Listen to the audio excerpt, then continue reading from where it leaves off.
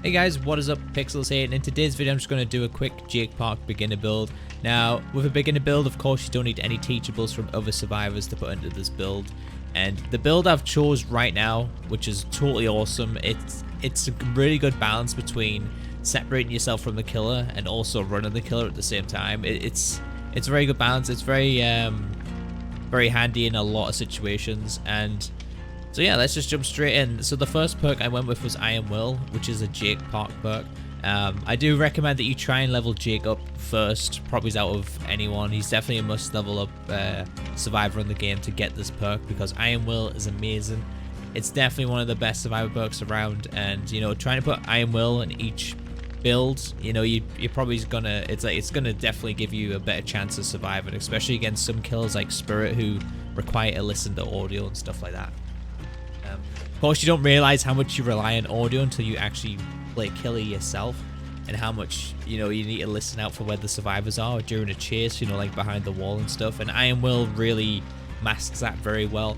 You do need to get this to tier 3 as quick as possible. At tier 1, of course, I wasn't really able to get the best benefit out of it, but as long as you crouch, you know, you still get that reduced amount of noise for the grunt noises, as you were. So yeah, it's good for mind gaming the killer and chases. It's good from hiding from the killer. It's an amazing perk, and I highly recommend that you get it and try and use it in pretty much any build you can, you know, to climb up the ranks and stuff, because it's definitely going to help your chances of escaping. Alright, moving on. I chose Spine Chill, and the reason I chose Spine Chill is it's great for avoiding the killer. Usually I don't recommend people to use this until later ranks, but with this build right now with Iron Will and Resilience, it's going to be really good, because as you can see, it gives you a 2% boost at tier 1. Now at tier 3, I do believe it's 6%, which is really good. And so yeah, I still added it on because although I get only the 2%, it still gives me warning when the killer's coming nearby. And you know, that's a great thing to do when you're repairing a generator and you're injured. And basically, this entire build is just all chemistry. Like, these perks work amazing together. And so yeah, Spine Chill, you've probably seen it in a previous build video of mine. It is a great survivor perk, and no taking away from that. I just personally don't like to use it unless I'm you know, doing it to run the killer for that increased speed.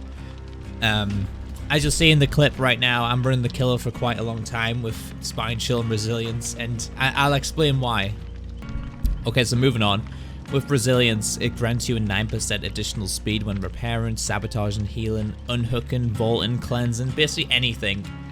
As long as you're injured, which, you know, you can stay injured by using Iron Will and be quiet away from the killer, you're going to get a 9% boost in speed. It might not seem a lot, but it's very noticeable, especially in vaults.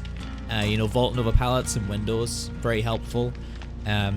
Doing the exit gates, very helpful. Even doing generators, which is amazing. So basically with Spine Chill and Resilience, you only, like with mine right now, I'm only getting an 11% boost.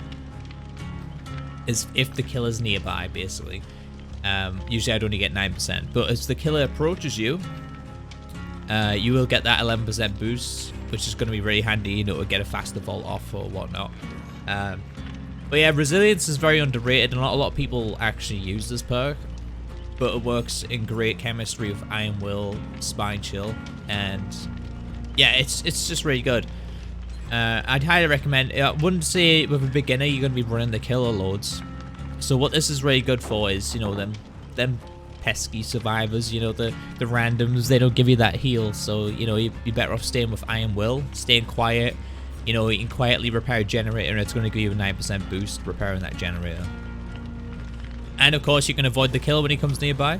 So, you know, if you want to, you see the killers approaching you with Spine Chill, you can get off with the Iron Will and the Resilience, and yeah, you basically got to nearly get away from the killer. So, anyways, moving on. So with, you know, this build is kind of like repairing generators faster while injured, and also, you know, avoiding the killer and whatnot, or you know, basically like doing things a lot faster and maybe at the price of being injured.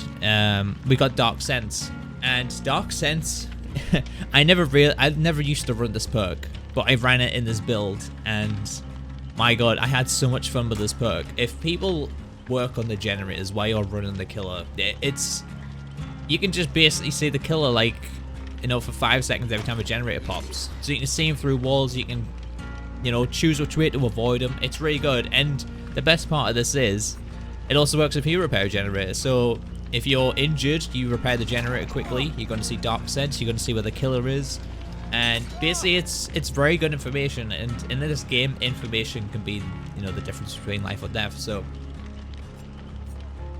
having Spine Chill, Dark Sense, Resilience, I think it's a very well balanced build, and I think people are going to have a lot of success with this. I know it's kind of relying on you to stay injured a little bit, but don't worry, making you injured is only going to make you better at the game, trying to avoid the killer, and you know, trying to make much mistakes and loops and things like that. So yeah, I think I've chose a pretty good build.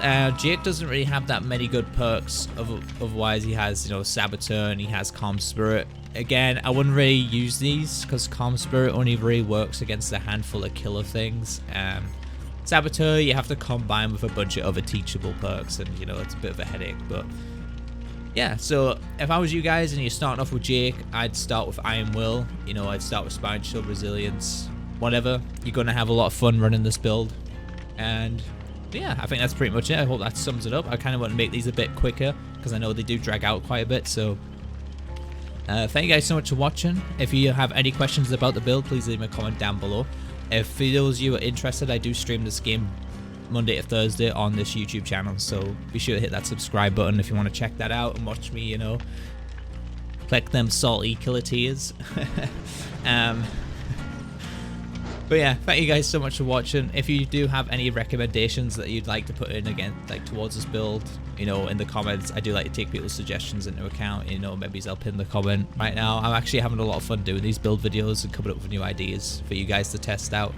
And you know, I kind of wish I had something like this to go and look at when I started out. But yeah, thank you guys so much for watching. I've been Pixels, you've been my awesome viewers, and I'll catch you guys in the next video.